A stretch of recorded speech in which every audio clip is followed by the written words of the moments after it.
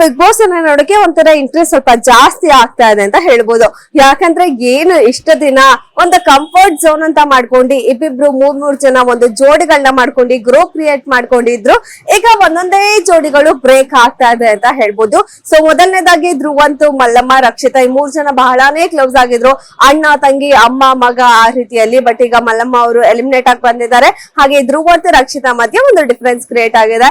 And ಇನ್ನೊಂದು ಬಹಳಾನೇ ಜನ ಮೆಚ್ಚಿದ ಜೋಡಿ ಅಂತಾನೆ ಹೇಳ್ಬೋದು, ಅಶ್ವಿನಿ ಹಾಗೆ ಜಾನ್ವಿ ಅವರು. ಇವರು ಕೂಡ ಈಗ ಜಗಳ ಮಾಡ್ಕೊಂಡು ಒಬ್ರು ಮುಖ ಒಬ್ರು ನೋಡ್ಕೊಂತಾ ಇಲ್ಲ, ಹಾಗೆ ಮಾತಾಡ್ತಾ ಇಲ್ಲ. ಈ ಜೋಡಿ ಕೂಡ ಸದ್ಯಕ್ಕೆ ಬ್ರೇಕ್ ಆಗಿದೆ. ಅಂಡ್ ಮತ್ತೊಂದು ಬಿಗ್ ಬಾಸ್ ಮನೆಯಲ್ಲಿ ಎವ್ರಿ ಸೀಸನ್ ಕೂಡ ಒಂದಲ್ಲ ಒಂದು ಲವ್ ಬರ್ಡ್ಸ್ ಇದ್ದೇ ಇರ್ತಾರೆ. ಈ ಸೀಸನ್ ಲವ್ ಬರ್ಡ್ಸ್ ರಾಶಿಕಾ ಹಾಗೆ ಸೂರಜ್ ಅಂತ ಹೇಳ್ಬೋದು. ಸೊ ಅವರೆಷ್ಟು ಕ್ಲೋಸ್ನೆಸ್ ಅಲ್ಲಿ ಇದ್ರು, ಎಷ್ಟು ಒಟ್ಟಿಗೆ ಇದ್ರು ಅಂತ ನಾವೆಲ್ಲ ಪ್ರತಿನಿತ್ಯ ಕಾರ್ಯಕ್ರಮದಲ್ಲಿ ನೋಡ್ತಾ ಇರ್ತೀವಿ.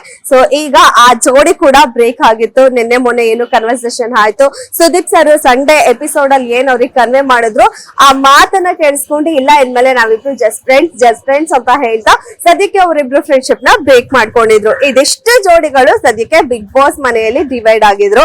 ಬಟ್ ನಿನ್ನೆಯ ಸಂಚಿಕೆಯಲ್ಲಿ ಇದೇ ವಿಚಾರದಲ್ಲಿ ಈಗ ಏನು ಬಿಗ್ ಬಾಸ್ ಮನೆಯಲ್ಲಿ ಸುದೀಪ್ ಸರ್ ಭಾನುವಾರ ಹೇಳಿರುವ ಹಾಗೆ ಟಾಸ್ಕ್ ಏನು ನಡೀತಾ ಇಲ್ಲ, ಕೇವಲ ಅವರ ವ್ಯಕ್ತಿತ್ವ ಭಾವನೆಗಳನ್ನ ಹಂಚ್ಕೊಳ್ಳೋದು, ಅವರ ಮಾತುಕತೆ ಈ ರೀತಿಯ ಟಾಸ್ಕ್ ಗಳನ್ನ ಕೊಡ್ತಾ ಇದ್ದಾರೆ. ಮೊನ್ನೆ ಕೊಟ್ಟಂತಹ ಮುಖಕ್ಕೆ ಮಸಿ ಬಳಿಯುವ ಟಾಸ್ಕ್ ಇರ್ಬೋದು, ಇವಾಗ ಫ್ಯಾಮಿಲಿಯಿಂದ ಒಂದು ಲೆಟರ್ ಬರುತ್ತೆ, ಆ ಮುಖಾಂತರ ನೀವು ಸೇವ್ ಆಗ್ತೀರಾ. ಸೊ ಇದೆಲ್ಲ ಒಂದು ಮನಸ್ಸಿನ ಭಾವನೆಗಳಿಗೆ, ಅವರವರ ವ್ಯಕ್ತಿತ್ವಗಳಿಗೆ ಸಂಬಂಧಿಸಿದಂತಹ ವಿಚಾರಗಳಲ್ಲಿ ಆಟನ ಆಡಿಸ್ತಾ ಇದ್ದಾರೆ. ಸೊ ಮೊನ್ನೆನೂ ಅಷ್ಟೇ ಮಸಿ ಬಳಿಯೋ ಟಾಸ್ಕ್ ಅಲ್ಲಿ ಕೆಲವೊಂದು ವಿಚಾರಗಳನ್ನ ಕೆಲವೊಬ್ರು ಒಬ್ಬೊಬ್ರ ಬಗ್ಗೆ ಹೇಳಿರೋದು ಕೆಲವರಿಗೆ ತುಂಬಾನೇ ಘಾಸಿ ಆಗಿದೆ. ಈ ರೀತಿ ಎಲ್ಲ ಬಂದಿದೆ ಅಲ್ಲ ಅಂತ ಹೇಳಿ ಸೊ ಬಿಗ್ ಬಾಸ್ ಸ್ವತಃ ಹೇಳ್ತಾರೆ ಈ ರೀತಿಯ ಅಭಿಪ್ರಾಯಗಳು ಇಷ್ಟು ಸೀಸನ್ ಅಲ್ಲಿ ಯಾವತ್ತೂ ಬಂದಿಲ್ಲ, ಇದೇ ಮೊದಲ ಬಾರಿಗೆ ಇಷ್ಟು ಓಪನ್ ಅಪ್ ಆಗಿ ಬಂದಿರೋದು ಅಭಿಪ್ರಾಯಗಳು ಅಂತ ಹೇಳಿ. ಅದೆಲ್ಲ ವಿಚಾರ ಆದ್ಮೇಲೆ ನಿನ್ನೆ ಕೂಡ ಅಷ್ಟೇ ಸೊ ಒಂದು ಅವರೇ ಸ್ಪರ್ಧಿಗಳೇ ಒಂದು ಟಾಸ್ಕ್ ರೀತಿ ಒಂದು ಎಂಟರ್ಟೈನ್ಮೆಂಟ್ ಮಾಡೋ ರೀತಿ ಮಾಡ್ತಾರೆ. ಯಾರು ಕಾವ್ಯ ಮತ್ತೆ ಜಾನ್ವಿ ಅವರು ಒಂದು ಕಣಿ ಹಾಕೊಳ್ಳೋ ಬಂದಿರೋ ವೇಷ ಹಾಕೊಂಡ್ ಬಂದು ಮನೆಯವ್ರ ಬಗ್ಗೆ ಎಲ್ಲ ಹೇಳ್ತಾರೆ. ಇಲ್ಲೂ ಕೂಡ ಜಾನ್ವಿ ಹಾಗೆ ಕಾವ್ಯ ಅವರು ಯಾರ್ಯಾರ ಬಗ್ಗೆ ಇನ್ನೇನ್ ತಿಳ್ಕೊಂಡಿದ್ದಾರೆ ಅನ್ನೋದನ್ನ ಇಂಡೈರೆಕ್ಟ್ ಆಗಿ ಹೇಳ್ತಾರೆ. ಎಕ್ಸಾಂಪಲ್ ಜಾನ್ವಿ ಅವರು ಕಾವ್ಯ ಹಾಗೆ ಗಿಲ್ಲಿ ನಡುವಿನ ಫ್ರೆಂಡ್ಶಿಪ್ ಬಗ್ಗೆ ಹೇಳೋದಾಗಿರ್ಬೋದು, ಹಾಗೆ ಸ್ವತಃ ಜಾನ್ವಿ ಮತ್ತೆ ಅಶ್ವಿನಿ ಅವರು ಏನನ್ನ ಮಾಡ್ತಾ ಇದ್ರು, ಇಬ್ರು ತುಂಬಾನೇ ಕ್ಲೋಸ್ ಆಗಿದ್ರು, ಮನೆಯವ್ರಿಗೆ ಎಲ್ರ ಬಗ್ಗೆ ಮಾತಾಡ್ತಾ ಇದ್ವಿ ನಾವು ಅಂತ ಹೇಳ್ತಾರೆ. ಸೊ ಅದಾದ್ಮೇಲೆ ರಾಶಿಕಾ ಹಾಗೆ ಸೂರಜ್ ಬಗ್ಗೆ ಕೂಡ ಹೇಳ್ತಾರೆ. ಸೊ ಒಂದ್ ರೀತಿ ಲವ್ ಬರ್ಡ್ಸ್ ಗಳ ರೀತಿ ಇದ್ರು, ಇವಾಗ ದೂರ ಆಗೋಗಿದ್ದಾರೆ ಅಂತ ಹೇಳಿ.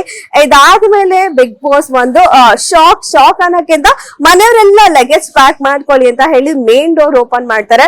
ಒಂಥರ ಅದ್ ಯಾವಾಗ್ಲೂ ಅವರಿಗೆ ಅಲರ್ಟ್ ಮಾಡ್ತಾ ಇರುತ್ತೆ. ಮೇನ್ ಡೋರ್ ಸ್ಪರ್ಧಿಗಳೆಲ್ಲ ಹೇಳಿರೋ ರೀತಿನೇ ಮೇನ್ ಡೋರ್ ಓಪನ್ ಆಗಿರೋದ್ ನೋಡಿದ್ರೇನೆ ಭಯ ಆಗುತ್ತೆ ಅಂತ. ಯಾವಾಗ ಯಾರು ಹೋಗ್ತಾರೆ ಗೊತ್ತಾಗಲ್ಲ. ಬಿಕಾಸ್ ಈ ವಾರ ಮನೆಯಲ್ಲಿರುವ ಅಷ್ಟು ಜನ ಏನು 16 ಜನ ಇದ್ದಾರೆ, ಅಷ್ಟು ಜನನು ನಾಮಿನೇಟ್ ಆಗಿದ್ದಾರೆ ಮನೆಯಿಂದ ಆಚೆಗೆ ಹೋಗಕ್ಕೆ ಅಂತ. ಸೊ ಎಲ್ರಿಗೂ ಸಹಜವಾಗಿ ಭಯ ಇದ್ದೇ ಇರುತ್ತೆ, ಯಾರು ಔಟ್ ಆಗ್ಬೋದು, ಯಾರ್ ಮನೇಲಿ ಉಳ್ಕೋತೀವಿ, ಯಾರು ಹೋಗ್ತೀವಿ ಅನ್ನೋದು. ಸೊ ಇದನ್ನ ಇವಾಗ ಏನು ಈ ನಾಮಿನೇಷನ್ ನಿಂದ ಸೇಫ್ ಆಗಕ್ಕೆ ಸೊ ಬಿಗ್ ಬಾಸ್ ಇವಾಗ ಒಂದು ಟಾಸ್ಕ್ ಗಳನ್ನ ಕೊಡ್ತಾ ಹೋಗ್ತಾ ಇದ್ದಾರೆ. ಸೊ ಮೊದಲನೇದಾಗಿ ಕೊಟ್ಟಿರೋ ಟಾಸ್ಕ್ ಫ್ಯಾಮಿಲಿ ಕೂಡ ಇದ್ರಲ್ಲಿ ಇನ್ವಾಲ್ವ್ ಆಗುತ್ತೆ. ಫ್ಯಾಮಿಲಿಯಿಂದ ಬರೋ ಲೆಟರ್ ಇಂದ ಸೊ ನೀವು ಸೇವ್ ಆಗ್ಬೋದು ಅಂತ. ಅಂಡ್ ಇಲ್ಲೂ ಕೂಡ ಬಿಗ್ ಬಾಸ್ ಒಂದು ಅವರ ಭಾವನೆಗಳ ಜೊತೆನೆ ಇದನ್ನ ಗೇಮ್ ಪ್ಲೇ ಮಾಡ್ತಾ ಇದ್ದಾರೆ ಅಂತಾನೆ ಹೇಳಿಸ್ಬೋದು.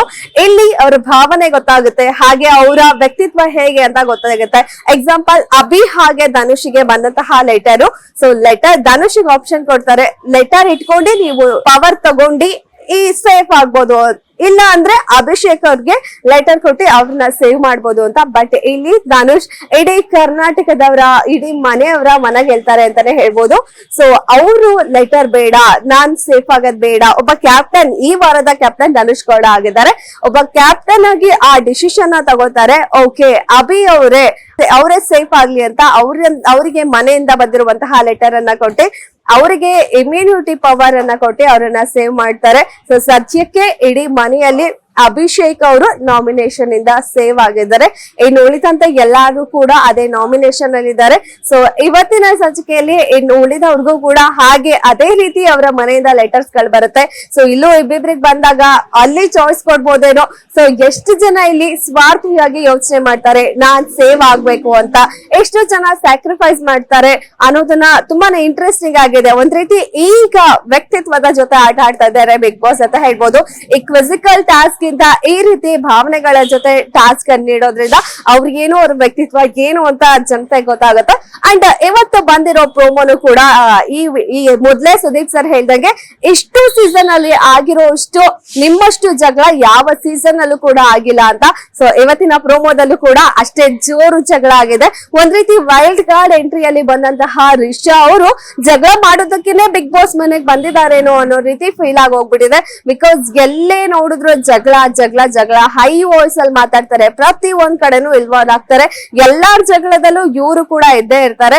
ಸೊ ಈಗ್ಲೂ ಕೂಡ ಸೂರಜ್ಗೆ ಅವರು ಏನು ಮಳ್ಳ ಅನ್ನೋ ಒಂದು ವರ್ಡ್ ಯೂಸ್ ಮಾಡ್ತಾರೆ. ಆ ವಿಚಾರಕ್ಕೆ ಸೂರಜ್ ಕೇಳಿದಕ್ಕೆ ಅಲ್ಲೂ ಕೂಡ ಜೋರು ಜಗಳನೆ ಮಾಡ್ತಾ ಇದ್ದಾರೆ.